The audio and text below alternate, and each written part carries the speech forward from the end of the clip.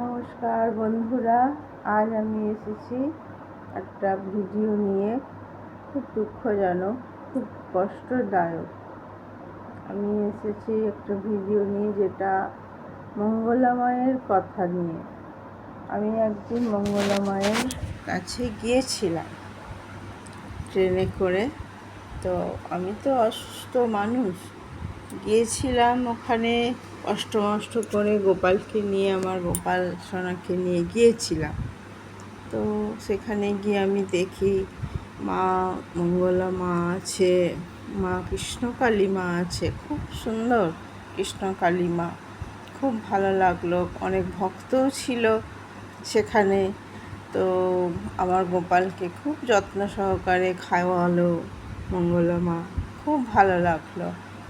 কিন্তু আজকে আমি খুব মর্মাহত যে কিছু মানুষ, কয়েকদিন ধরে আমি দেখছি কয়েকটা ভিডিও দেখলাম যে মঙ্গলা মায়ের উপর অত্যাচার হচ্ছে। কেন করছে অত্যাচার আমি বুঝতে পারছি না। হয়তো তার উন্নতি দেখে অত্যাচার শুরু করেছে, যে তাকে কিছু করতে দেব না। হ্যাঁ, মঙ্গলা মায়ের কাছে কি একটা দুটো ভক্ত যায়? সেখানে তো প্রচুর ভক্ত, দেশ বিদেশ থেকে ভক্ত আসে, প্রচুর ভক্ত, কলকাতা থেকে, সিউড়ি, অনেক শুনেছি। আমি তো গিয়েছিলাম চন্দননগর থেকে। তো এত ভক্ত, সবাই নিশ্চয় মূর্খ নয়। হ্যাঁ, এত ভক্ত কি মূর্খ হতে পারে যে যা বোঝাবে বুঝিয়ে যাব? সে তো নয়। তার ভক্ত দেখেছি, মহিমা দেখেছি, তবেই না এত ভক্ত সবাই আসে মহিমা দেখে। তাদের উপকার হয়েছে, প্রচুর উপকার হয়েছে, তবেই না তারা মা কৃষ্ণকালী মাকে উপহার দিয়েছিলেন। হ্যাঁ, আর কয়েকটা ভিডিও দেখছি মিডিয়ার মাধ্যমে, তাকে বলা হচ্ছে ভণ্ডামি। কেন ভণ্ডামি করতে যাবে? কী কারণে? ভণ্ডামিটা কী কারণে করতে যাবে? আমার তো মাথায় আসে না কেন ভণ্ডামি করবে। আর যারা যে বলছে ভণ্ডামি করছে, মিডিয়ার মাধ্যমে বলছে, তাদেরকেই তো দেখছি কাপড় চোপড় চুরি করে এর ছাদ থেকে ও ছাদে ট্রান্সফার করে দিচ্ছে। সেগুলো কি ভালো? আবার শুনছি মঙ্গলা মায়ের একটা 18 বছর ছোট্ট মেয়েকে গলায় পা দিয়েছে, দিয়ে মারার চেষ্টা করছে, চুলি মুঠি ধরে মেরেছে। কেন করবে এসব? কী কারণে? তাদের তো কোনো অন্যায় নেই। এত ভক্ত আসছে, সেটাই তাদের অন্যায় তাদের কাছে? আমাদের রাজ্যটা কি পুজো আচ্ছা কিছু চলবে না? আমাদের রাজ্যে তো মা কালীরই বাস। সবাই মা কালীর ভক্ত, মা কালীকে পুজো করে, মা কৃষ্ণকালী তার মাধ্যমে এসেছে, এটাই তো অনেক। এত মানুষের উপকার হয়েছে, এত মানুষ আসছে দেশ বিদেশ থেকে, সবারই মনটাকে নষ্ট করে দেয়, এটা তো উচিত নয়। আমি বলবো পুলিশ প্রশাসনকে অতিরিক্ত ব্যবস্থা নিতে, সমস্ত ইনভেস্টিগেশন ভালো করে মঙ্গলা মাকে নিরাপত্তা দিন। নইলে এই কিছু দুষ্টু লোকের প্রভাবে এই জিনিসটা নষ্ট হতে চলেছে। এত মানুষের উপকার, সেটা তো বন্ধ হতে দেওয়া যায় না। আর আমাদের রাজ্যটা, আমাদের পশ্চিমবাংলা একটা ভগবানের দেশ, মা কালীর দেশ।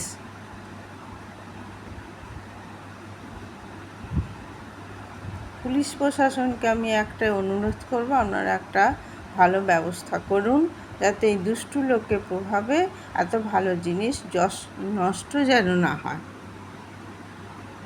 এত মানুষের এত ভক্ত আসে, সেই সব ভক্তের মনটা যাতে না নষ্ট হয়, তার ব্যবস্থা করুন।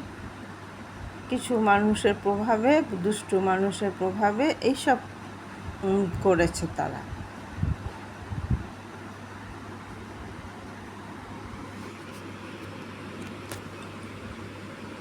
মা মঙ্গলা মা তো নিজে থেকে বলছে না যে মা এত টাকা দাও, এত টাকা দাও। কই, কোনোদিন তো শুনিনি। এত ভিডিও দেখি ওনার, ওনার তো অনেক ভিডিও আছে, কোনো ভিডিওতে তো শোনা যায়নি যে তিনি বলছেন নিজের মুখে যে এত টাকা দাও অত টাকা দাও, কই সেটা তো শুনিনি কোনো দিন। তো তার উপরে কেন অত্যাচার হবে? তিনি ভগবানের ভক্ত বলে, তিনি ভগবানের সাধিকা বলে, আর তিনি কবেই বা বলেছেন যে তিনি রামকৃষ্ণের থেকে বড়? কবে বলেছেন? তার প্রমাণটা দিক। যত সব উল্টোপাল্টা প্রবাদ বাক্য নিয়ে তিনি তার উপরে চড়াও হলেন কিছু দুষ্টু মানুষ। ভক্তরা তো যায় শান্তভাবে যায়, কারোর তো অনিষ্ট হয় না, কারোর তো ক্ষতি হয় না। তার বাড়িতে যাচ্ছে, ভালো হচ্ছে তবেই না তারা আসছে। আর তারা তো সব ভদ্রলোক, কেউ তো খারাপ ধরনের লোক না, গুন্ডা মাফিয়া তো লোক না। ভক্তরা সুন্দরভাবে যায়, সুন্দরভাবে আসে। আমি তো একদিন গিয়েই বুঝেছি, আমি কষ্ট করেও গিয়েছি, আর যেতে পারি না। আমি আসার সময় আমি ট্রেনের মধ্যে অজ্ঞান হয়ে গিয়েছিলাম, যেতে পারি না। কিন্তু আজকে এই যে ভিডিওর মারফত শুনছি, এগুলো খুব খারাপ লাগছে। আমি একজন সাধারণ মানুষ হয়ে আপনাদের অনুরোধ করছি পুলিশ প্রশাসনকে, আপনারা একটা কিছু ভালো ব্যবস্থা নিন, নইলে এইভাবে ভক্তদের মন খারাপ হয়ে যাবে, মানসিক দিক থেকে নষ্ট হবে। হ্যাঁ, আর একটা বদনামও তো হবে যে পশ্চিমবঙ্গে এইসব চলছে।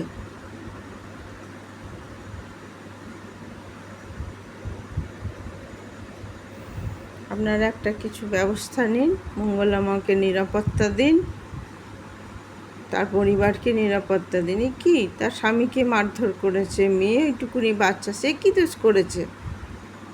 আর ভগবান মা কালী সেই বা কী দোষ করেছে? তার জিনিসপত্র নিয়ে এই ছাদ থেকে ও ছাদে ট্রান্সফার হচ্ছে, চুরিচামারি হচ্ছে, গয়নাগাটি চুরিচামারি হচ্ছে। ভিডিওগুলো ভালো করে দেখুন সবাই, দেখে তারপরে রিয়াক্ট করুন কি করছে তারা। সত্যি আমার খুব খারাপ লাগলো এই জিনিসগুলো দেখে। একজন ভক্ত মানুষের উপকার করছে। সবাই তো মা কালীর ভক্ত, সব মা কালীর জন্যেই তো, যাই হোক সব জায়গাতেই অনেক জায়গাতেই মা কালীর পূজা উপাসনা হয়।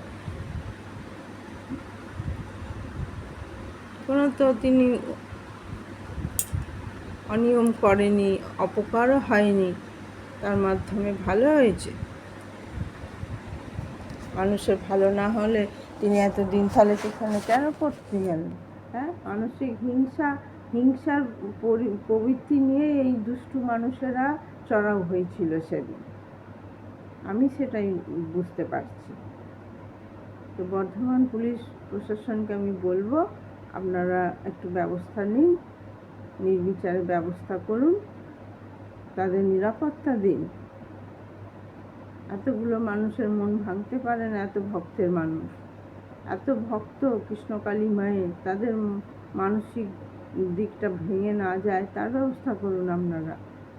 যদি উপকার না হয় তাহলে এত মানুষ কি কারণে পেঁয়াজ ছুঁতে গিয়েছিল বলুন?